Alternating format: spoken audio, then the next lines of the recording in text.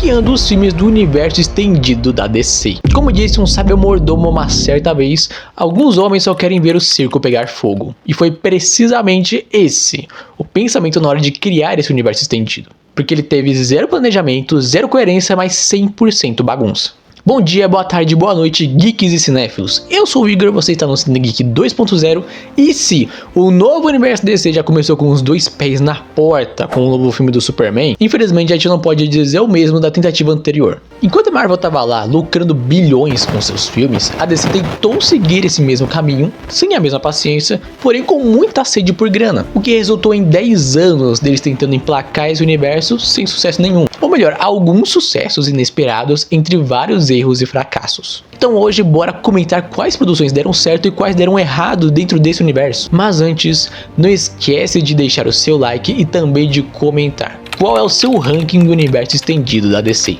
Agora sim, sem mais enrolação, bora pro vídeo. Em 15º lugar está Esquadrão Suicida. Vamos concordar que bagunça é uma forma bem gentil de chamar esse filme. Com o sucesso de Guardiões da Galáxia, a DC achou que seria uma ótima ideia trazer um grupo de heróis da série B dos seus quadrinhos. E de fato, o potencial dessa equipe era muito grande, e poderia ser bom, se estivesse nas mãos certas. Na época, a DC não tinha um James Gunn da vida, e mesmo se tivessem, os produtores eles interferiram tanto, mas tanto nesse filme aqui, que qualquer chance dele ser bom foi diminuindo cada vez mais. Tirando alguns potenciais aqui, o Ali com o Arlequino e o Pistoleiro, não tem como ligar pra ninguém nesse filme, nem pro Rick Flag. Ele é só um militar genérico, até tentou abusar de um dramalhão breguíssimo pra tentar desenvolver os personagens. Só que do nada eles estão se chamando de família, como se eles nem tivessem se conhecido naquele mesmo dia. Sem dúvidas, um dos piores filmes, não só do DCU como um todo, mas também da história da DC.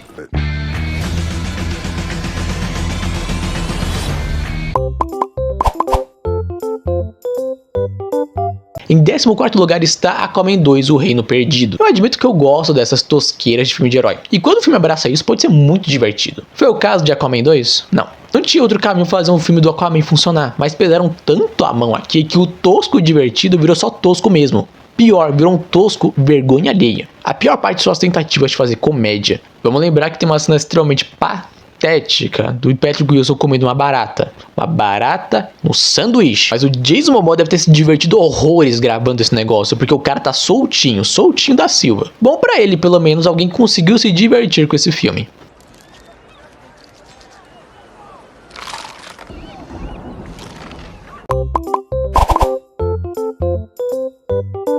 Em 13º lugar está Shazam 2, Fúria dos Deuses. Olha, eu nem consigo me estender tanto assim nesse filme aqui, porque ele tem os mesmos problemas que Aquaman 2. Pelo menos ele é menos pior, mas ainda assim parece um Thor Amor e Trovão da DC. É zero drama e 100% comédia. Você não consegue criar qualquer conexão emocional com esse filme. Ele é basicamente um produto dispensável, genérico e cheio de piadas sem graça. Ah, mas é filme de herói, você quer inovação? Vai ver um filme do Martin Scorsese. O que eu quero, o que eu prezo, o que eu cobro de um filme é me divertir. Mas se o filme não quer a mesma coisa, aí fica difícil, né? Porque esse daqui, pelo menos, foi muito difícil achar alguma coisa que me divertisse? Que me desse diversão nesse filme. Em 12º lugar está Adão Negro. Foram anos ouvindo essa balela do The Rock falando que ele vai mudar a hierarquia de heróis da DC, que ele prometia um filme revolucionário, um filme que seria um marco na história dos filmes de herói. E o resultado a gente consegue ver na tela, né? Ele de fato, ele mudou a hierarquia de quantos filmes ruins a DC ainda era capaz de fazer. Revolucionou a forma como os filmes genéricos de herói podem ser feitos. Pra ser justo, existem boas cenas de ação aqui. A cena em que o Adão Negro aparece pela primeira vez é iradíssima.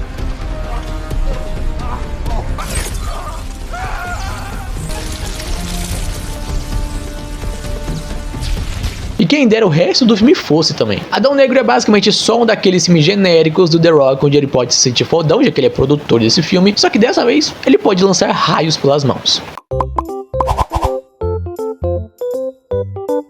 Em 11º lugar está Besouro Azul. Eu vou ser sincero com vocês, até tenho um pesar no coração em dizer isso, mas eu dormi no meio do filme. Eu não vou dizer que é justo, eu só vim reclamar, mas infelizmente Besouro Azul não é muito empolgante. É um filme simpático, não nego. Finalmente a gente vê os latinos brilhando em filmes de herói. Finalmente a gente vê a Bruna Marquezine em um filme de Hollywood. Mas o filme simplesmente não me envolveu.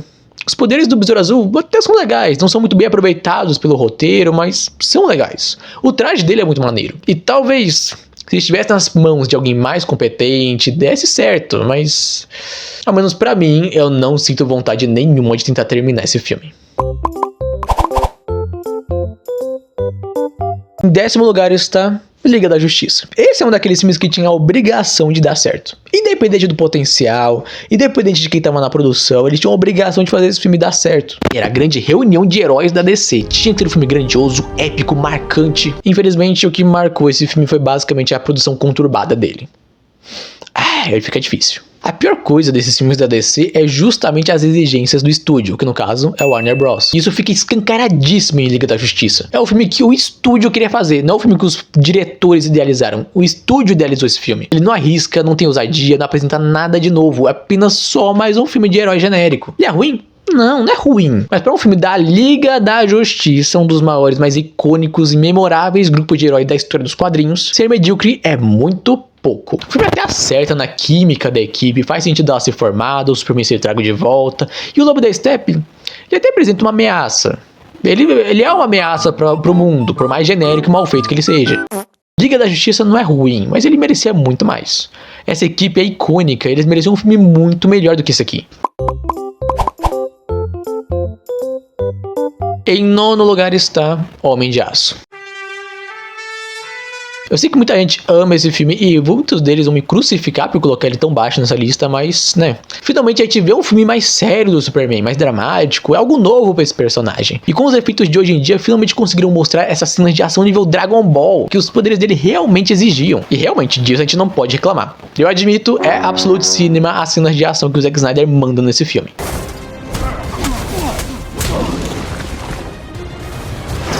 Mas tudo que eu vejo aqui me convence que o Zack Snyder definitivamente não era o cara certo pra fazer o Superman. O filme é divertido? Às vezes. Eu até consigo me envolver nessa jornada de autodescoberta shakespeariana, mas o filme é meio vazio. Esse filme aqui é vazio. Esse Superman é vazio. A graça do personagem é ele ser poderoso, mas identificável. A de enxergar um ser humano falho nele. O Zack Snyder ele não se preocupa com isso. Ele é um cara visual. Então todo o capricho dele é a parte visual. O roteiro finge que tem um Superman humano, mas a todo tempo ele é impedido pelo próprio olhar do Zack Snyder, que só vê o Super como um deus. Tanto que na hora de escolher o ator do Superman, ele escolhe alguém que é fisicamente perfeito, forte e bonito, mas que atua muito mal. Ele só entrega no visual. As cenas de ação são boas, admito, mas falta lógica. O Superman ele só se preocupa em lutar, e ele se preocupa em destruir a cidade, mas para salvar uma pessoa sequer ele não consegue. E antes que digam que isso aqui é um filme de herói, que não tem que ter lógica, o próprio filme se leva a sério. O próprio Zack Snyder acha que tá fazendo uma grande desconstrução do personagem. O próprio filme se paga de realista, quando de realista ele não tem absolutamente nada. Em 8º lugar está Batman vs Superman. Pois é, muitos vão ficar revoltados, mas sim, eu acho Batman vs Superman melhor que Homem de Aço. Mas calma que esse filme aqui também é problemático. Calma lá, não tô ficando lelé também não. A história é bem bagunçada. Eles misturaram tantas ideias, tantas histórias diferentes num único filme, que isso aqui virou um verdadeiro Frankenstein. O filme quer ser uma continuação de Homem de Aço. Ele quer adaptar o Cavaleiro das Trevas. Ele quer adaptar a morte do Superman. Quer introduzir a Mulher Maravilha e todo o resto da Liga em um único filme. Só por 10 minutos aí sim entrega o que prometeu, que é o embate entre os dois grandes heróis da editora. Mas assim, mesmo sendo tão bagunçado, mesmo sendo bem misturebento, eu ainda gostei do filme. Eu gosto dessas ideias de ter um Batman mais velho e experiente, de ter essas críticas com o Superman e o modo como ele salva as pessoas. A maravilhosa introdução da Mulher Maravilha. Essa sim valeu o ingresso, viu? E o filme ainda conta com várias cenas de ação memoráveis. A perseguição do Batmóvel é muito boa, a luta do Batman no galpão é iradíssima, a luta final contra o Apocalipse é tudo muito massa véi. Batman vs Superman é ruim? Talvez até seja, mas é um daqueles filmes ruins que eu gosto. Em sétimo lugar está The Flash. Olha, eu tenho que admitir que eu tenho uma relação de amor e ódio com esse filme aqui. Ele é outro Frankenstein, só que diferente de Batman vs Superman, as partes combinadas desse daqui são mais bem costuradas, vamos dizer assim. Ao menos a maior parte. Aquela cena em que o Clooney aparece no final do filme, eu só acho ruim mesmo. É novamente outro filme que sofreu com regravações, que sofreu com o estúdio. The Flash talvez não fosse tão criticado se ao menos o CGI fosse bom. Não que a história seja perfeita, mas é uma história ok. Eu gosto de filmes com viagem no tempo, e a dinâmica entre os dois Flashes é bem divertida. Fora que a gente tem o retorno do icônico Michael Keaton como Batman. Ele é muito bem explorado pelo filme que trata ele com o devido respeito. Mas claro, quando a gente realmente foca no visual aí... Pelo amor de Jesus Cristo Maria José. Contratar uma criança com Windows XP para fazer os efeitos? Quase pensei que tinha defeito na minha TV de tão ruim que tava aquilo. Pra ser justo, no início até dou uma perdoadazinha, pelo menos em algumas partes. Eu detesto os músculos de CGI do Flash. Sim, botaram CGI até nisso. E eu destaco ainda a bunda do Flash, e enfiaram CGI até nela. Eu fico muito imaginando o diretor Andy Muschietti chegando na equipe de efeitos. Ó, gente, muita atenção aqui, porque isso daqui, a bunda dele tá bem arrebitada. Isso aqui vai ser muito importante pra história do filme, ok? Nossa, e os bebês de CGI, meu Deus, isso é coisa bizonha. Eu até gosto desse início. É bem engenhosa a forma como o Flash ele salva as pessoas, como ele utiliza os poderes. E ainda as cenas do Batman do Ben Affleck são bem da hora. Eu queria realmente ter gostado mais, eu queria que fosse um filme muito melhor do que ele foi, mas pelo menos ele não é de todo mal. Tem sim algumas coisas que a gente consegue salvar.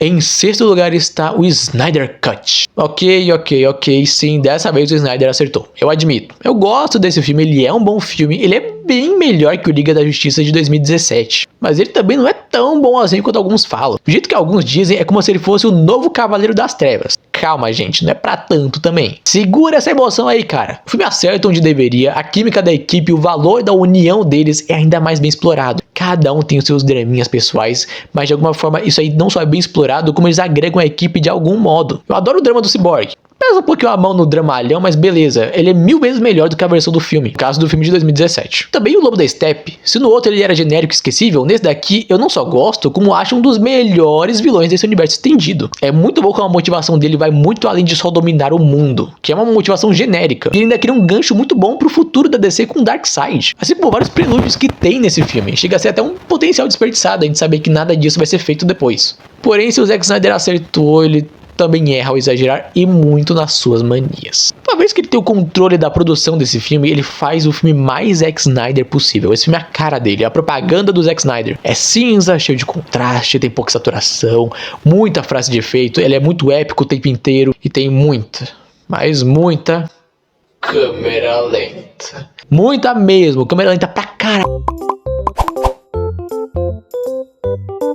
Em quinto lugar, abrindo o top 5, está Shazam. Eu acho esse filme aqui uma graça. Ele é muito gostoso de assistir, as atrapalhadas de um herói adolescente no corpo de um adulto. Acho muito divertido essa ideia. Eu adoro as piadas em torno disso. Ele tentando agir que nem adulto, mas não sabendo o que fazer, usando a identidade secreta para comprar cerveja. E ao contrário da maioria dos outros filmes, esse aqui ele abandona de vez esse tom sombrio. Nem é combinar, vamos concordar. E ele abraça de vez o colorido brega de super-heróis. É cheio de piadas, tem um tom até mais infantil, sem ter aquele dramalhão super realista e complexo. Eu lembro que teve até um pessoal que reclamou que esse filme parecia filme da Marvel, mas eu defendo muito o tom desse filme. Ele não se apoia só em piadinha, que nem outros filmes da DC cometeram posteriormente. Inclusive a própria continuação desse filme aqui. A gente consegue sim se importar com esses personagens e criar uma conexão real com eles. Shazam acerta no simples, no colorido e não tem medo de ser um filme de herói. Em quarto lugar está Aves de Rapina. Olha, esse filme aqui é muito injustiçado. Não é pouco não, é muito. Eu não sei se foi o título longo ou o fato de só ter mulheres heroínas aqui, mas o público se afastou. Eu não sei como, porque Aves de Rapina foi bem elogiado pela crítica. É sim um bom filme, é divertido, é alucinante. Mas infelizmente ele não teve lá uma bilheteria muito expressiva, foi bem morna. Parece que a maioria dos fãs sequer viu esse filme. Exemplo disso é o tanto que exaltaram James Gunn em empoderar a Arlequina lá em Esquadrão Suicida. Sendo que não foi ele. Quem fez isso foi esse filme aqui. E é extremamente divertido a gente ver o mundo pela ótica da Arlequina. A Margot Robbie provou mais uma vez que ela nasceu para esse papel. O filme, além de engraçado, tem várias tiradinhas ácidas, ainda funciona como um filme de ação. São várias as sequências alucinantes, divertidas, bem coreografadas que tem aqui. Além da Arlequina, a gente tem várias heroínas com potencial. Eu não curto muito ali a Renée Montoya, mas eu sou super a favor de um filme solo da Caçadora, que dificilmente vai acontecer, mas eu ainda torço para que isso vire realidade.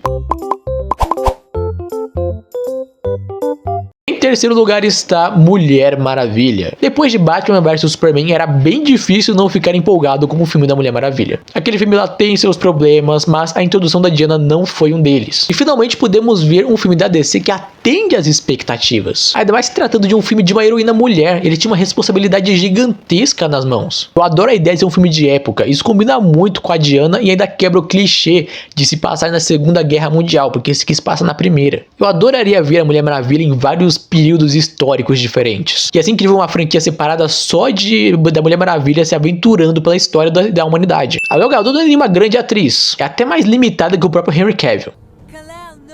Mas além de lindíssima, convenhamos, ela faz uma Diana carismática e adorável. A química dela com Chris Pine é enorme e eles são um excelente casal. Fora que, ao contrário dos filmes do Snyder, a Mulher Maravilha não tenta ser épica o tempo todo. É um filme mais controlado. E aí quando chega aí sim numa cena épica de verdade, meu amigo, aquela cena da trincheira é histórica.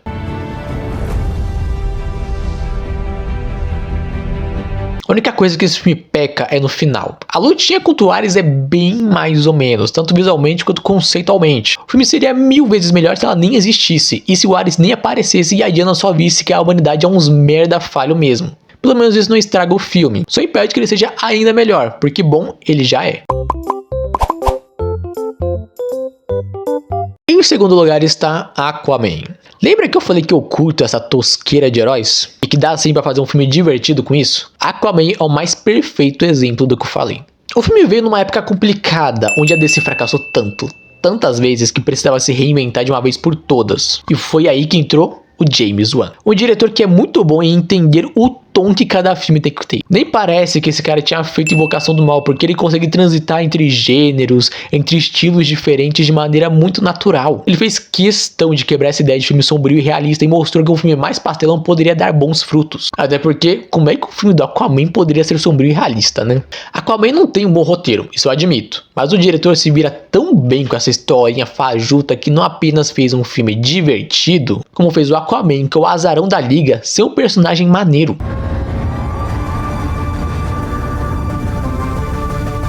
Eu simplesmente adorei esse filme. O visual dele consegue ser bonito, mesmo sendo super cafona. A ação é incrível e faz a sua sequência passar vergonha de tão ruim.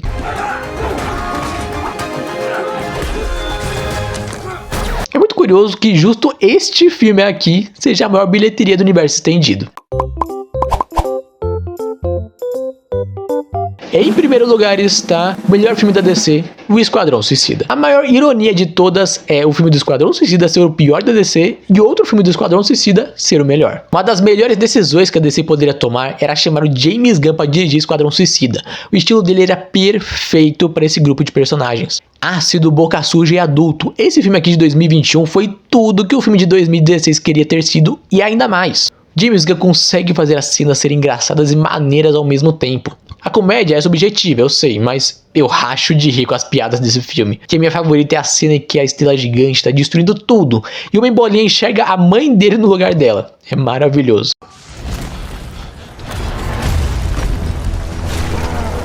Eu adoro como James Gunn ele tira sarro desses poderes ridículos que alguns heróis têm. Tipo o próprio Bolinha, por exemplo, ou o cara desacoplável, que ele literalmente solta os braços ficam voandinho assim. É muito engraçado.